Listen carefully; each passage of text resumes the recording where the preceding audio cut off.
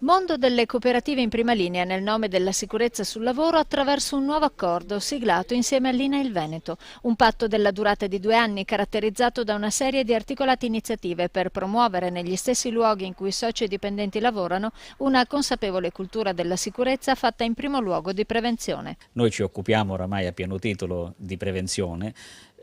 nell'ambito della prevenzione soprattutto per quanto riguarda la formazione, l'informazione e l'implementazione presso le aziende dei sistemi di gestione per la sicurezza. E allora in questo ambito abbiamo realizzato una serie di progetti che coinvolgono le maggiori associazioni di categoria e nell'ambito di queste associazioni naturalmente non poteva mancare il mondo della cooperazione. Confcooperative ringrazia la direzione dell'INAIL Veneto perché appunto ha